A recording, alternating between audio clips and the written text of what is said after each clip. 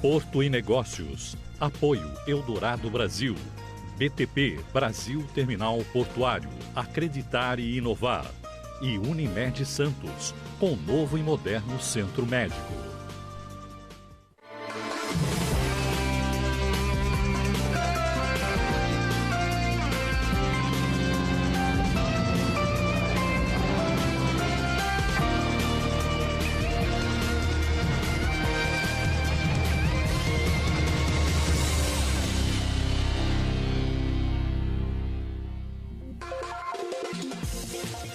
Boa noite. Entidades representativas de 4 modais de transportes resolveram unir esforços e fundaram um espaço permanente de discussão. É a Aliança para a Infraestrutura que a gente discute a partir de agora no Porto e Negócios. Está aqui comigo no estúdio Casimiro Técio, diretor de Assuntos Portuários do Sistema Santa Cecília de Comunicação. Técio, muito obrigada pela presença nesta noite. Que consigamos falar aí sobre esse assunto de uma maneira bastante explicativa, vamos dizer assim, para que todos nos compreendam e entendam a dimensão da importância do tema. Boa noite. Boa noite, Nazaré. Boa noite aos nossos espectadores do Porto e Negócios. É um prazer estar aqui. E pela internet, Gesualdo Silva, diretor-presidente da Associação Brasileira dos Terminais Portuários. Gesualdo, muito obrigada pela tua disponibilidade de nos atender e estar conosco nesta noite. Boa noite. Boa noite, muito obrigado, Nathalie. Eu que agradeço. Boa noite também aí o querido Técio, que está com você aí. E uma boa noite a todos os telespectadores aí da Santa Cecília. É um prazer estar aqui para conversar um pouco sobre esse tema. Gesualdo, a ABTP é uma das entidades que compõe esse movimento que foca a infraestrutura brasileira. Como é que surgiu essa ideia? Excelente pergunta, Nathalie. Nós mesmos, essas mesmas entidades, né, no caso a ABCR, de concessão de rodovias, a NTF, transportadores ferroviários, e a ANEA, né, das empresas administradoras de aeroportos, nós já vimos, de uma certa forma, participando de uma interação com o governo no Pro Brasil. Né, quando o Ministério da Infraestrutura se pensou, né, em criar o programa Pro Brasil integrado ao movimento nacional, nós estávamos lá presentes para dar esse subsídio. E durante essas reuniões, né, nós vimos que tinha muitos que contribuir e que os nossos modais, né, precisavam estar interagindo de alguma forma para dar uma melhor solução de logística para o Brasil.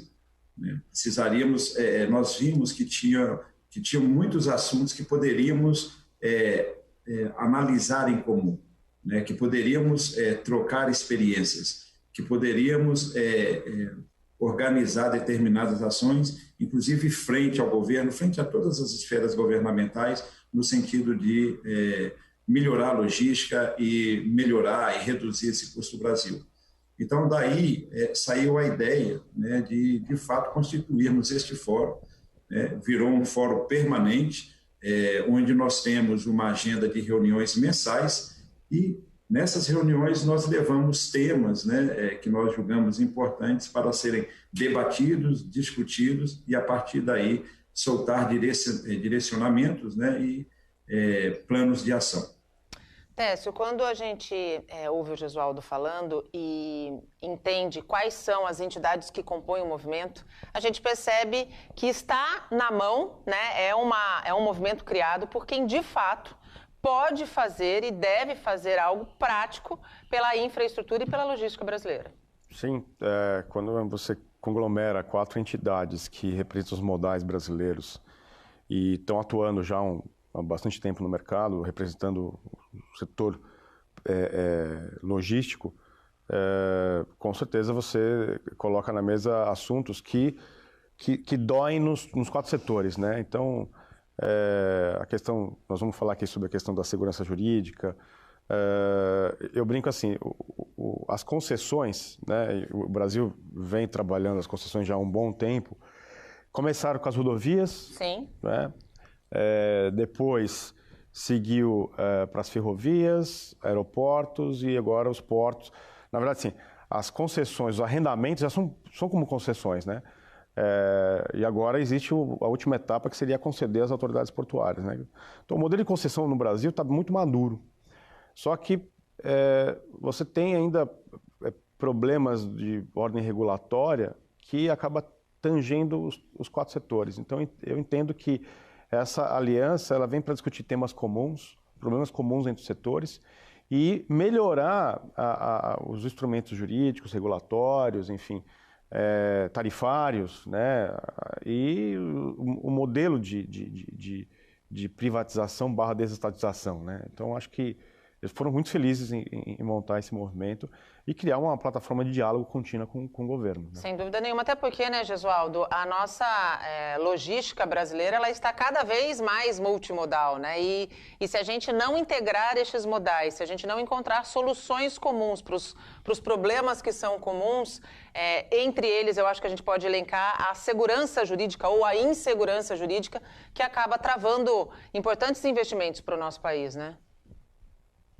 Sem dúvida, Nathalie. Esse é um dos principais focos, né?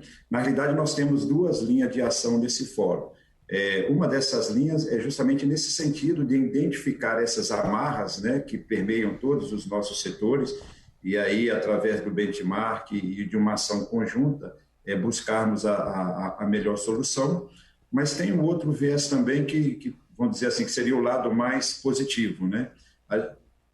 Vermos o que poderemos, como poderemos desenvolver mais a nossa área, como poderemos contribuir mais para essa integração, para essa multimodalidade. Um exemplo disso é a contribuição que estamos fazendo aí para o PNL, né, 2035, que foi lançado aí há pouco para o governo. Agora, sem dúvida, né, as nossas primeiras agendas, nesse momento, visam mais temas com relação a desamarras, né? E, sem dúvida, um principal deles aqui que nós temos no Brasil é a questão da insegurança jurídica, né? A falta de segurança jurídica, e que, infelizmente, ela é imposta pelos 3 níveis de governo, quer seja pelo executivo, com as suas normas infralegais, às vezes resoluções, né? Não muito bem, vamos dizer assim, calçadas. Hoje tem ferramentas para isso, a gente vai estressar um pouquinho isso.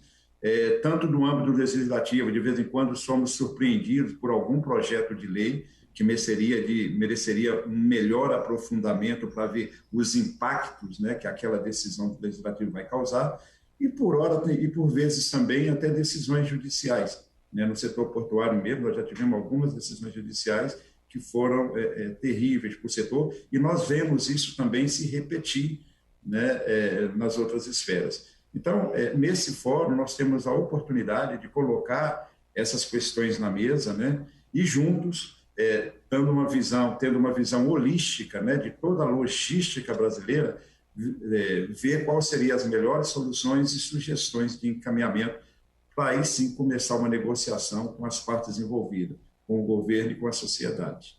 Técio, quando a gente pensa nos movimentos, né, nas entidades envolvidas e nos modais que estão compondo o movimento Aliança para a Infraestrutura, você como técnico, o que você elencaria de cada um desses segmentos como maior desafio, como maior amarra para que pudesse chegar a um denominador comum e a gente de fato ter a integração dos modais em prol da competitividade e do desenvolvimento? Acho que o primeiro ponto é a regulação dos contratos. Eu acho que é comum a cada setor e é onde que o brasileiro ele se acostumou a acessar a justiça para tudo, né? E às vezes judicializar é bom, porque você posterga uma solucionática, né, para aquele problema.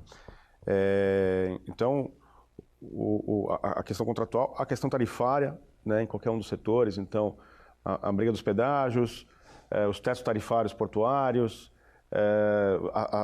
as tarifas aeroportuárias, enfim, essa regulação ela também é importante. Para o setor ferroviário, a gente poderia destacar um pouco a questão do direito de passagem e da verticalização das cadeias ferroviárias. Eu destacaria porque é incrível como, por exemplo, a Malha Paulista, para o Porto de Santos tem uma ligação umbilical com a Rumo, obviamente porque é concessionária da malha. Assim como a Vale, a VLI tem essa relação umbilical com o Arco Norte. E quando a gente começa a estudar os números do desempenho das empresas e quando elas são sócias de terminais portuários, você enxerga claramente esse lado da verticalização e o cuidado que tem que ter é como é que você regula um mercado verticalizado para permitir que você tenha um melhor preço com um concorrente disputando aquele mesmo serviço, né? Esses são pontos que eu acho crucial. E a questão de impostos, né? Porque seja qual o setor, aeroportuário, ferroviário, rodoviário, portuário, todos os 4 vão trabalhar para transportar carga ou pessoas.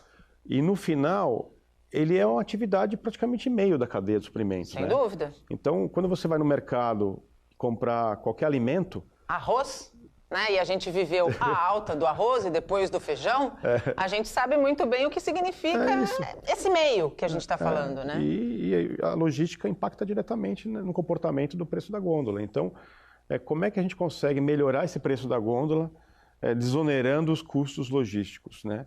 E, obviamente, um dos pontos é a questão tributária, né? Então, eu acho que cobrindo essa questão, então, resumindo, a questão contratual, a questão tarifária, pensando, né, especificamente no setor ferroviário, a questão da verticalização da cadeia e essa questão tributária. Então, são pontos que acabam sendo dores comuns a qualquer setor logístico. Dentro dessa questão tributária, a gente tem vamos dizer assim, uma luta, especialmente do setor portuário e ferroviário, que diz respeito ao reporto, né? O regime que foi suspenso no fim do ano passado, não foi renovado. Como isso, Gesualdo, está impactando? Em que pé que está isso? Como é que estão as discussões? O movimento ele pretende seguir a discussão a respeito do reporto? Sim, Nathalie, nós continuamos com a discussão. Só uma parte, né? O reporto ele existe há 16 anos, né? 16 para 17 anos. Foi criado em 2004, né? E muito mais que incentivo ao setor portuário, ao setor ferroviário, como o Técio bem disse aí, né? O reporto ele incide direto sobre o nosso comércio, e sobretudo o comércio internacional brasileiro, né? Porque nós que fazemos a logística de transporte, né, nós estamos aí no meio dessa cadeia, a gente serve simplesmente de transportes para essa carga. E quem nos remunera é a carga que remunera tanto a ferrovia, que remunera tanto o setor portuário. Então, quando se nega um benefício, como está acontecendo, no final das contas, né, quem paga essa conta, sem dúvida, é a carga. Então, esse reporto, há 16 anos, ele já vem sido utilizado. E ele só é utilizado, né, para somente compra de equipamentos no Brasil e fora do Brasil, somente aqueles que não têm similar nacional, como no caso aí Transtênios, essas coisas todas, né? E o impacto do reporto, né, vamos dizer assim, nas contas federais, ele é mínimo. Nós fizemos pegamos essas informações aí para mostrar lá para o ministro Guedes, né, lá no Ministério da Economia, e tomamos por base o ano de 2020, né? O governo tem todos aquilo que ele chama de gasto tributário, que são todos os incentivos, né, todos os regimes diferenciados que ele planeja para aquele determinado ano. Em 2020, né, de uma receita tributária da ordem de 1 trilhão e 500 bilhões, o governo estimava um gasto tributário de 300 bilhões de reais. Tá? Desses gastos tributários, com reporto, repreto, todos os incentivos, o reporto é apenas 250 milhões de reais, ou seja, é menos de 1% do gasto tributário previsto para aquele ano. Então, a gente provou que, em termos de impacto, né, nas contas federais, praticamente não é nada. Mas é muito importante aqui para o setor, né? Sobretudo também o efeito arrasto, né? Quando você tem o reporto aprovado, alguns estados, como São Paulo e Rio de Janeiro, também dão um incentivo do ICMS. Então, ou seja, alguns equipamentos que... Acaba sendo um impacto em cadeia. Exatamente, você pode ter um impacto muito grande. Ou seja, então, de uma hora para outra, o governo suspendeu né, esse incentivo que estava aí há 16 anos, e a justificativa é a reforma tributária que estaria em andamento, né? Então, assim, o que nós deixamos bem claro, e tivemos até reunião com o presidente Jair Bolsonaro sobre o tema, dada a gravidade do assunto, é que os nossos setores, nós somos favoráveis a uma reforma tributária, é necessário uma reforma tributária que seja bem estudada, né? Mas até que ela saia, não pode simplesmente acabar com esse incentivo. E o resultado, Nathalie, é que nós temos aí bilhões de investimentos parados pela incerteza da utilização ou não do reporto, né? Porque nós estamos aí com uma emenda, né, de renovação do reporto no PL da BR do Mar, né? E estamos também, paralelamente, em conversa. Eu te falei, nós tivemos essa reunião, a coalizão portuária, né, com o presidente Jair Bolsonaro, na sequência com o ministro Guedes, e eles estão avaliando até uma possibilidade de uma medida provisória para resolver essa situação. Mas, assim, estamos ainda em negociação, e o fato é que, neste momento, o reporto não está valendo, está vencido, e as empresas estão postergando investimentos cruciais, né? Investimento que já deveria estar sendo feito agora, produtos sendo adquiridos, sendo fabricados, e isso vai atrasar, sobretudo nesse momento aí da retomada do Brasil, tá? Mas ainda não desistimos, tá? E temos certeza que teremos essa renovação ainda no decorrer desse ano. O Brasil precisa disso. Sem dúvida nenhuma. E aí, Técio, quando a gente fala, é o exemplo claro da questão da insegurança jurídica, né?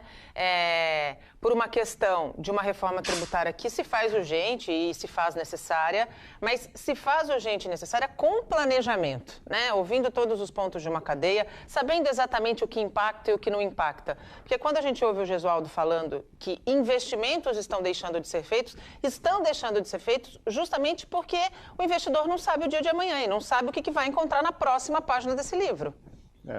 Esse atraso nos investimentos é, com certeza, na expectativa da revalidação do reporto. O planejamento foi feito considerando o reporto.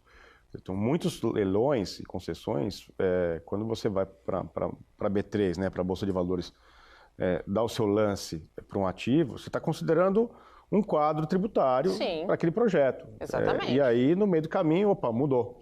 Né? Então, isso compromete o fluxo de caixa do projeto. Como você estabelece um teto tarifário e muda o quadro tributário, né? E o CAPEX, né, o investimento, está pressionando o capital. Quer dizer, você afugenta um investidor, né? Mudar a regra do jogo no meio do caminho não é muito bom, não, para ninguém. É como se você fosse fazer uma reforma na sua casa e descobrisse que vai ter que gastar 5 vezes mais de concreto e lajota do que você tinha planejado, né? Todo mundo já passou por isso, né? Esse é um exemplo claro para a gente entender o impacto disso dentro de toda uma cadeia. A gente faz um rápido intervalo e volta já.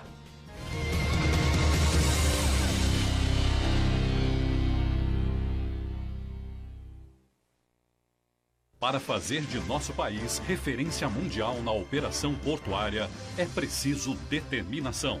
Sabendo onde queremos chegar, elevamos o padrão de excelência do Porto de Santos com operações altamente produtivas e sustentáveis. A BTP acredita no potencial da região e conta com a garra e persistência de sua gente para inovar e alcançar os resultados que nosso país merece.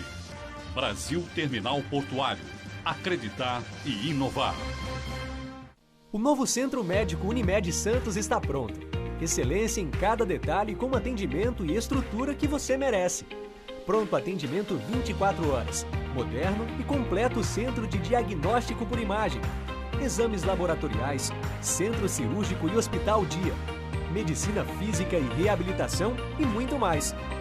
O que existe de mais avançado está aqui. Unimed Santos. Cuidar de você. Esse é o plano.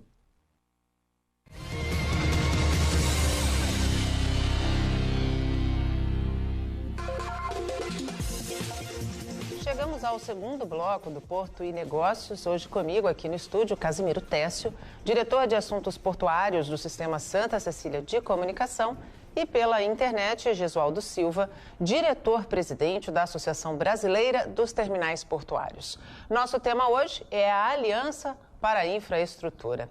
Técio, antes da gente seguir com o Gesualdo falando um pouquinho mais sobre o movimento, você encerrou o nosso primeiro bloco falando justamente da questão dos leilões e das concessões. A gente teve recentemente o que o Ministério da Infraestrutura chamou de Infra Week, né? A Semana da Infraestrutura. Na tua avaliação, o saldo ele foi positivo e o que esperar a partir dessa Infra Week para os próximos leilões? Eu acho que o primeiro ponto é o Brasil, a despeito de tudo que acontece aqui, continua sendo um alvo para investimento internacional, né? Para investimento em infraestrutura. Obviamente existe um passivo, né, de construção no Brasil em qualquer setor, tá? Não é só específico do setor portuário, eu acredito em todos os setores. E tem dado certo, né? Trazer o capital privado para investir na infraestrutura tem sido uma solução que o Brasil encontrou de permitir o retorno do capital investido nesses ativos e resolver o passivo, os gargalos da nossa infraestrutura. Um ponto que é extremamente relevante a gente colocar à mesa, que ficou notório na Infra Week, é que essa postura do governo em trazer o capital privado para a infraestrutura, ela vai de encontro à priorização do que o orçamento público tem que ser utilizado, para que o orçamento público tenha que ser utilizado. Então, você canaliza dinheiro público para ações de cunho estrutural do ponto de vista social, do ponto de vista educacional, da saúde. Nós estamos enfrentando uma pandemia e nunca foi demandado tanto recurso dos cofres públicos para administrar os efeitos da pandemia. Tantos recursos que não havia nem planejamento para isso, né? E agora eles estão tentando de toda forma encontrar onde é que tem sobra. Né? E das duas naturezas, da natureza de investimento direto em vacina, em teste, em atendimento de UTI, enfim, respirador, etc, etc, etc. Como assistência à economia. Então, é patente que os fundos de investimento, os fundos de infraestrutura, os private equities, né, que são fundos de investimento com capital privado, vão disponibilizar recursos para investir em infraestrutura. Então, quando o Gesualdo coloca, precisa ter segurança jurídica, porque no final, você tem um banco por trás, um fundo de investimento, sem dúvida, que ele tem que ter uma certeza, porque o dinheiro não é do banco, o dinheiro é do cliente do banco. Exatamente. Então, essa cadeia de confiança financeira, ela é importante porque quanto mais a confiança ocorrer no Brasil do ponto de vista de retorno sobre investimento, mais investimento vai ter. Sem dúvida. Né? Então, mais empregos vão ser gerados, mais obras vão ser feitas e mais essa cadeia vai girar. Sem contar o impacto na economia desses investimentos, que vai ser patente. Na Infra Week, mais de 20 bi. Né? Então, isso é emprego na veia, né? Na economia, enfim, né? Ainda mais num problema de crise econômica que a gente tem no setor de serviços, né? Em função dos lockdowns. Você concorda com essa visão, Gesualdo? Sem dúvida, Nathalie, é importante mesmo. E eu digo o seguinte, né? Essa Infra Week, aliás, esses leilões, né? Essas licitações que o governo vem fazendo têm tido sucesso, porque de uma certa forma, ainda que de uma forma tímida, né? O governo tem dado algumas demonstrações de caminhar para uma segurança jurídica, né? Nós tivemos recentemente aí no setor portuário, né, a MP 945, que transformou na Lei 14.047, né, que falou algo sobre a questão da liberdade de preço, né? Nós estamos vendo aí, no nosso caso, a nossa agência reguladora ANTAC, né, utilizando-se agora do AIR, né, da análise de impacto regulatório antes de colocar as resoluções, ou seja, começa a haver uma discussão maior, né, e isso começa a trazer, sim, um pouco da segurança jurídica. Mas nós estamos no Brasil, né? Nós sabemos que, infelizmente, muitas decisões no Brasil não são decisões de Estado, são decisão de governo, e depende muito do governo que está de plantão. Então, a gente precisa caminhar ainda mais para tirar o grau de subjetividade de interpretação da lei, né, que isso é que tem causado bastante insegurança jurídica. Então, dentro dessa nossa aliança, um dos primeiros passos nossos vai ser isso. O que nós podemos e como nós podemos contribuir, né, para que se solidifique a questão da segurança jurídica, tirando o máximo possível a subjetividade, para que passe a ser um entendimento de Estado e não do governo, dos servidores que estão ali de plantão. E a gente vê, né, de fato, o privado investe, o Brasil tem grandes oportunidades, o Brasil tem um gap ainda muito grande de infraestrutura, né? Vários leilões estão sendo feitos nessa InfraWeek mesmo citada, parece que foram lá 28 ativos, né? No setor portuário foram 5 arrendamentos que foram, né, leiloados, né? Desses 6 arrendamentos, né? Não, 5 na realidade, desses 4 de granéis líquidos, né, lá na região lá de Itaqui, e todos eles, né, foram, vamos dizer assim, arrematados por associados da BTP, empresas que já atuam no ramo, né, 3 deles foram vencidos, né, pela Associada Santos Brasil, que atua no ramo de container e está se diversificando também, passando por líquido. Ou seja, o setor privado está aí, está disposto a investir, consegue fazer o fund necessário, e isso tem um custo, esse fund, né? Tem o que nós chamamos de custo Brasil. Quanto mais nós tivermos leis mais objetivas, que dê menos margem a interpretações subjetivas, menor será esse custo.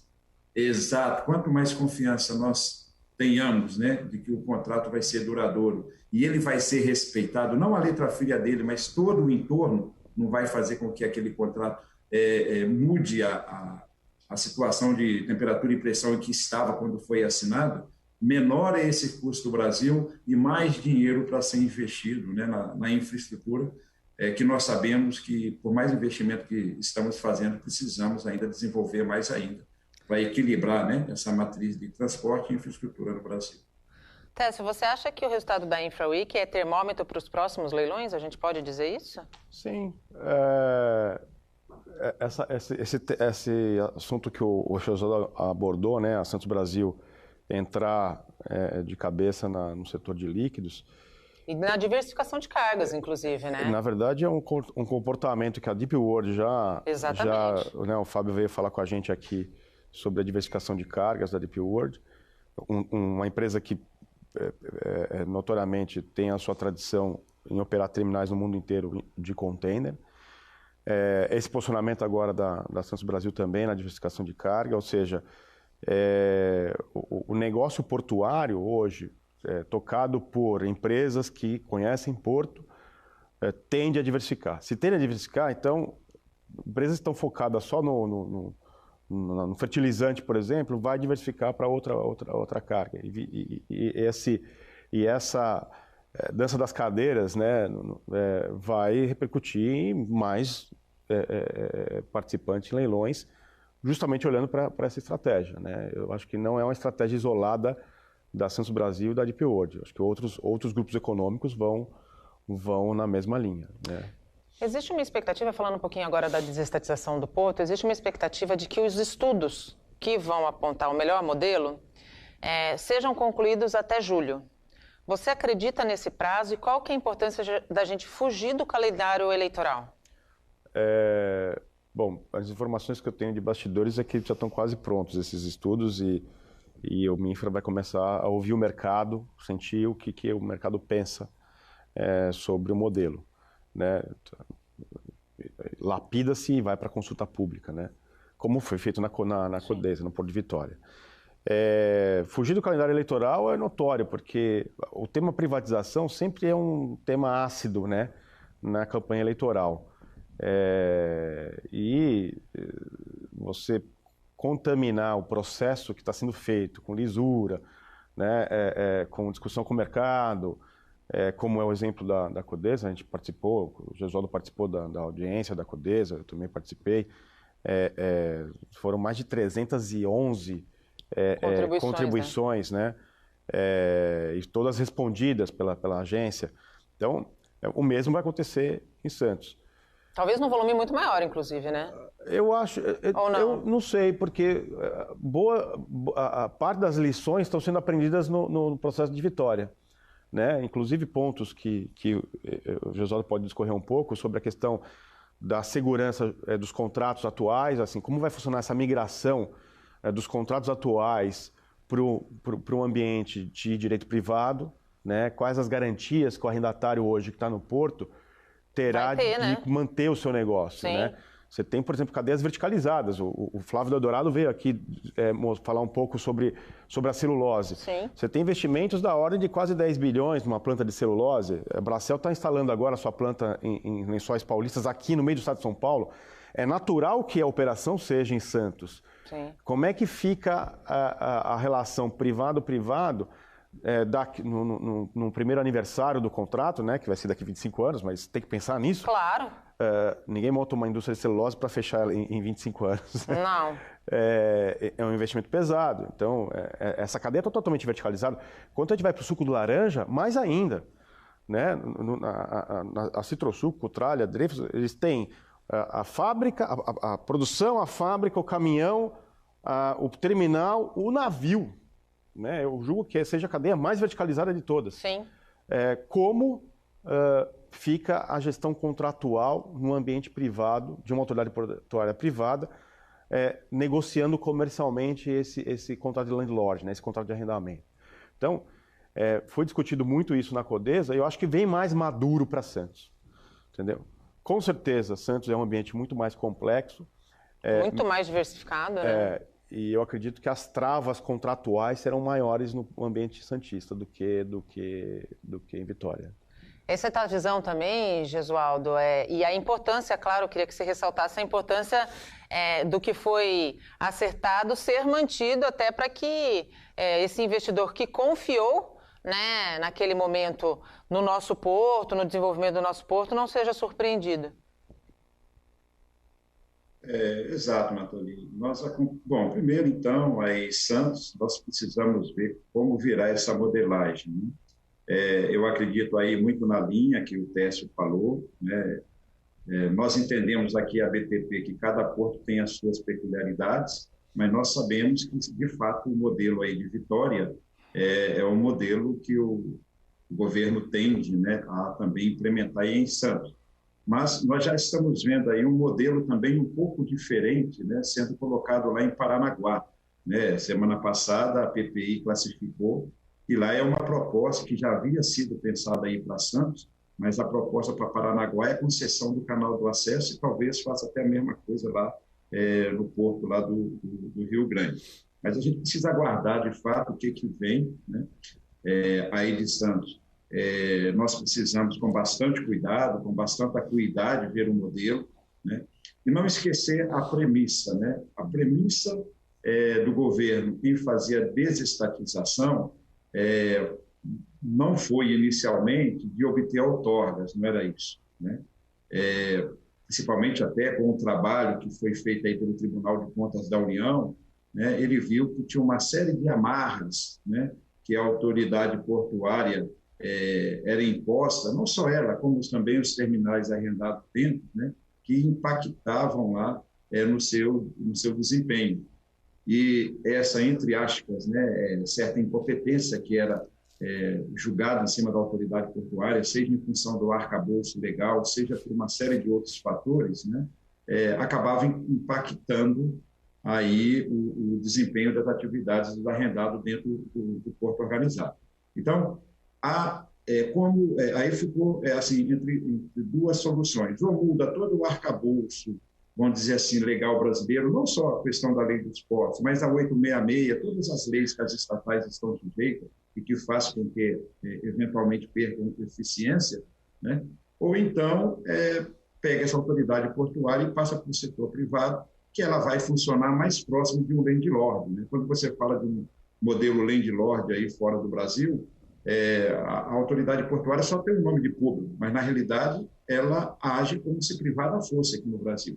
Então o principal objetivo era esse, né?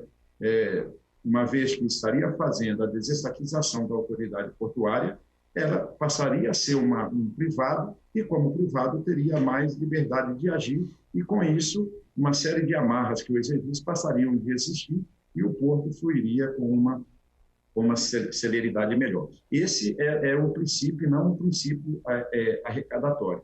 Então, nesse sentido, né, a segurança jurídica dos arrendatários atuais, né, a segurança de que os seus contratos vão ser permanecidos, a segurança, não só a primeira perna, mas também a segurança de que, se ele estiver performando, se ele estiver agindo de forma adequada, não tem por que simplesmente tirá-los, né, de lá, ou seja, interromper o seu funcionamento e passar para um terceiro, fazer um outro processo. Então, no desenho da CODESA, né, nós da BTP, a gente levantou questões referentes a isso, a segurança jurídica, né, dos contratos hoje de arrendamento, que serão transformados em contrato privado-privado, contrato de locação, né? E falamos também com relação a conflitos de interesses, né?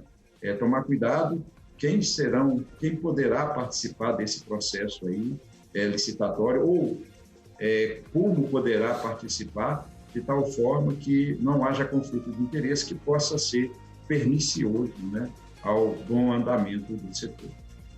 A gente faz mais uma pausa e volta já.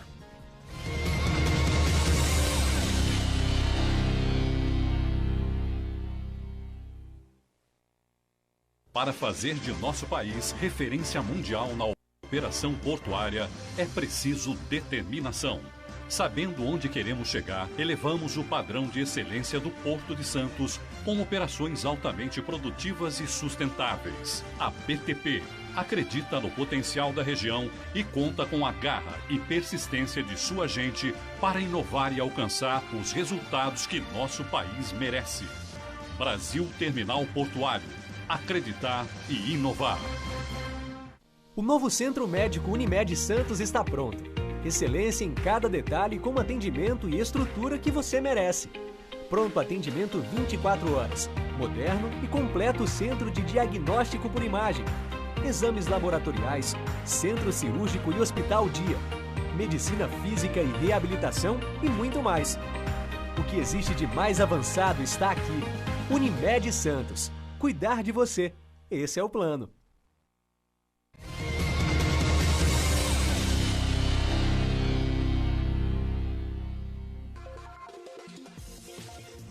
Estamos de volta e chegamos ao último bloco do Porto e Negócios. Hoje falamos do movimento Aliança para a Infraestrutura, que reúne entidades representativas de 4 modais de transporte. Aqui no estúdio, Casimiro Técio, diretor de assuntos portuários do Sistema Santa Cecília de Comunicação, e pela internet, Gesualdo Silva, diretor da Associação Brasileira dos Terminais Portuários. Técio, quando a gente falou um pouquinho a respeito da importância de fugir do calendário eleitoral, quando falamos de desestatização, privatização do porto, você usou um termo, sempre falar de privatização é uma questão ácida. Por que essa cultura no Brasil de tanta resistência à privatização, ela perdura, sendo que a gente sabe que o governo ele não tem braço para muita coisa, aliás, para quase nada, né? E a iniciativa privada é quem tem o braço e o fôlego financeiro. Tem esse primeiro ponto que eu comentei do próprio ambiente de pandemia, né? A gente está enfrentando aí uma restrição orçamentária pesada em função de canalização de recursos para salvar a economia e, obviamente, todo o sistema de saúde.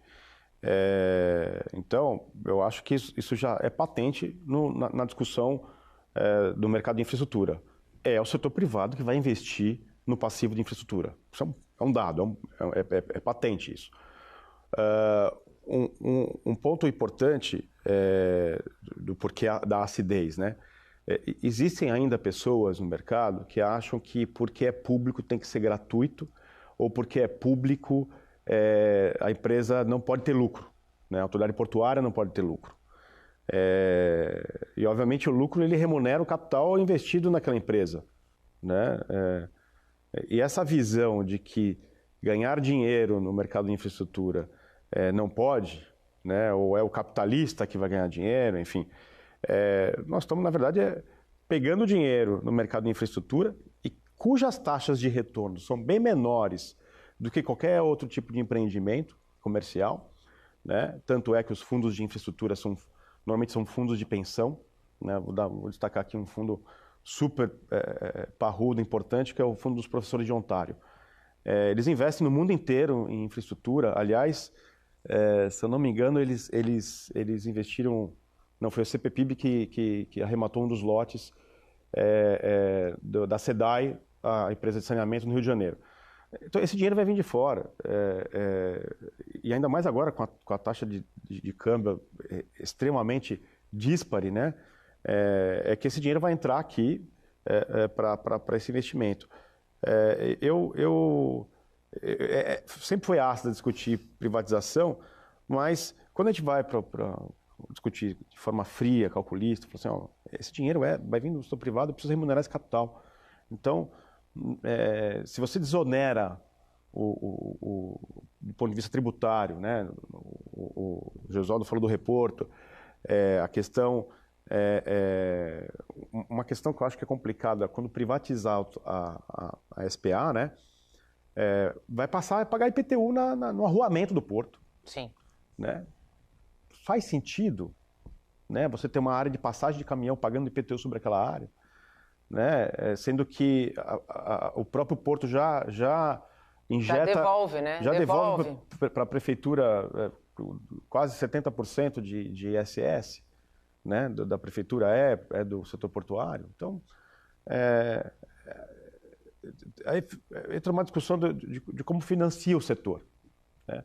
Agora, que o ponto que é importante, uma coisa que é patente e importante o setor vai ser financiado pelo capital privado, então precisa remunerar esse capital. E precisa ser uma relação de ganha-ganha, né, Técio, né, Gesualdo? Sem dúvida, né? Na realidade, quem gera emprego é o setor privado, né? Na minha visão, claramente, o Estado ele tem que se preocupar, né, com as macros políticas, regulação para manter um ambiente equalizado, regulação adequada a cada um dos seus respectivos ambientes, né? E serviços mínimos, assim, serviços básicos mesmo. O resto tem que deixar o privado fazer. Não só porque o privado, de fato, tem dinheiro, né, para fazer, mas o privado sempre vai buscar as melhores formas de executar. E, principalmente no Brasil, isso não é só privilégio, vamos dizer assim, do Brasil, né? Se confunde muito, né, atividades que seriam atividades de Estado com atividades assim, de governo, né? Então, aquilo que precisa ser perene era para estar num planejamento da nação brasileira, né? E não poderia ter essas interferências. No caso, por exemplo, as próprias companhias docas, né? Era para ter uma administração mais descentralizada, né?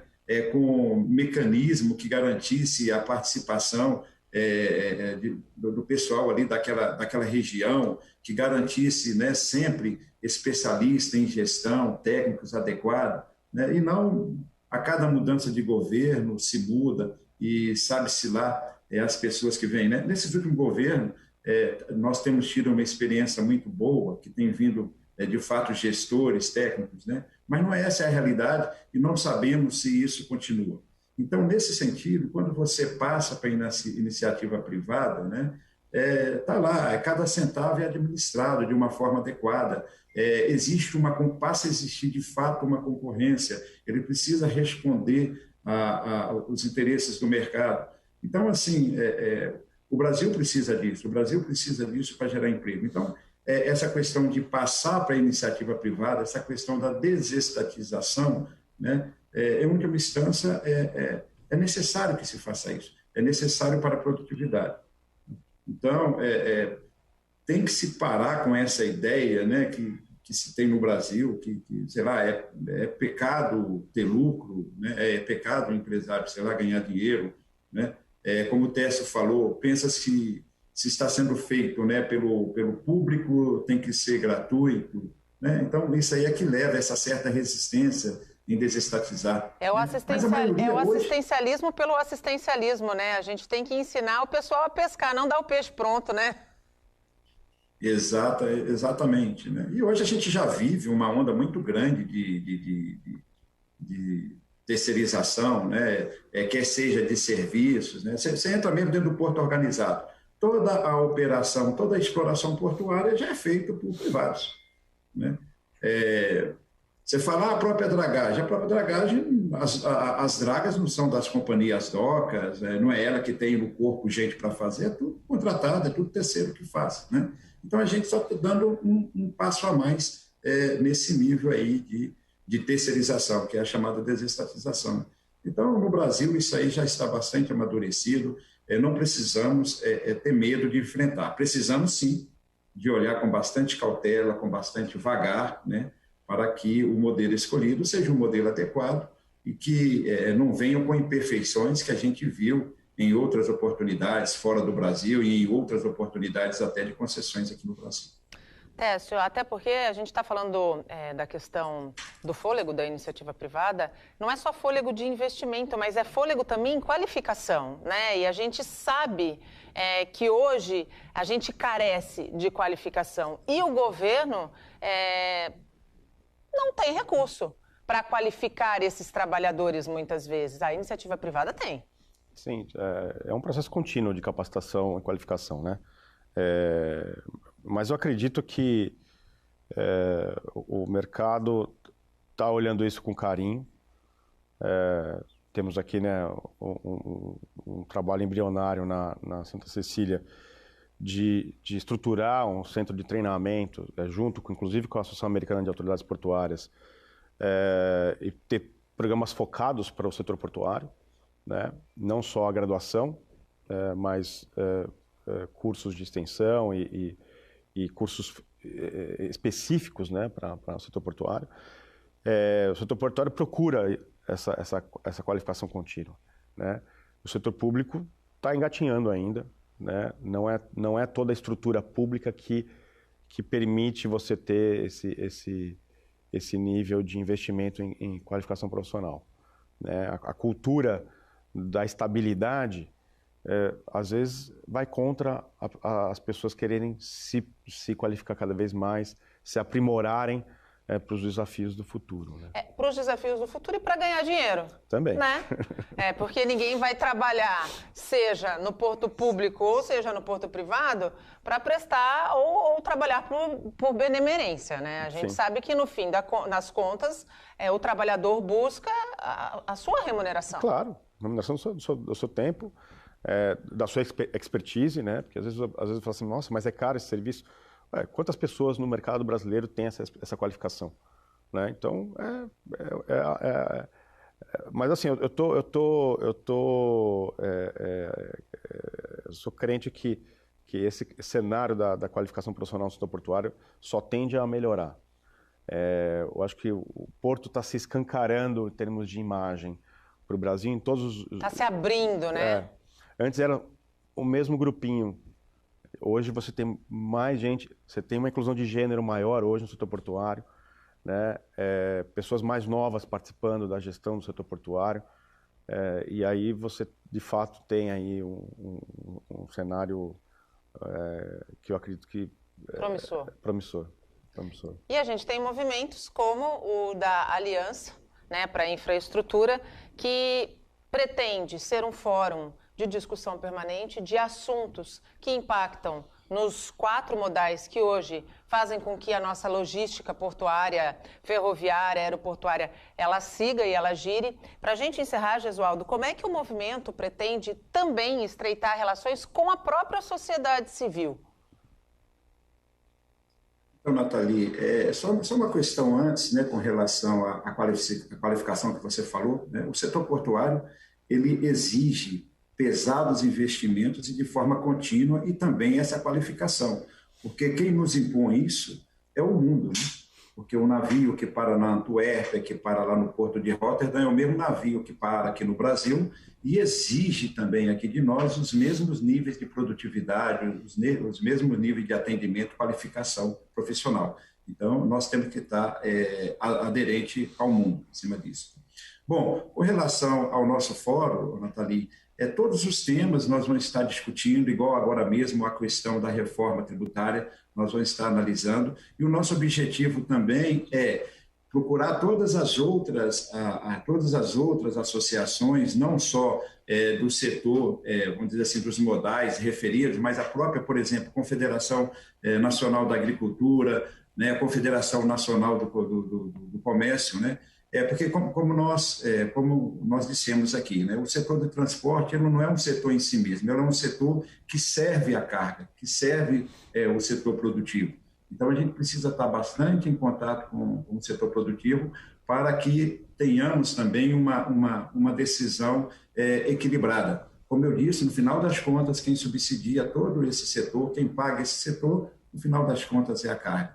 Então, é nesse sentido que todas as discussões, né, que nós levarmos para dentro desse fórum, nós vamos sim atrás desses outros players, né, que têm uma relação direta conosco, né, em toda essa cadeia logística, para a gente tentar ter uma solução, como você disse, de ganha-ganha, né, que atenda a todos os interesses.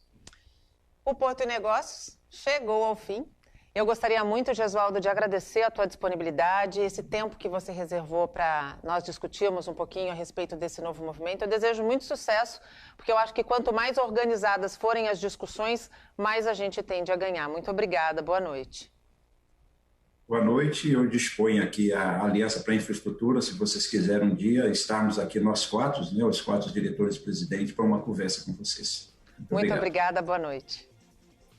Boa noite. Técio, muito obrigada pela participação, pela parceria nesse segundo programa de 1 hora já, né? Agora eu acho que a gente tem um tempo razoável para discutir bem os assuntos que são importantes e que são de interesse não só do setor, mas da comunidade, porque é isso que faz a nossa economia portuária girar da forma que deve. Muito obrigada. Obrigado, Nathalie. Obrigado a você que está assistindo a gente em casa, internauta, né? Lembrando, redes sociais, YouTube, dá like lá. E o novo horário, né, Nathalie? 8 horas da noite agora, fomos pro horário nobre. É horário nobre, como a gente merece. É isso aí. O Porto e Negócios termina agora. Obrigada a você que ficou conosco. A gente se vê na próxima terça-feira, às 8 horas da noite. Até lá. Tchau.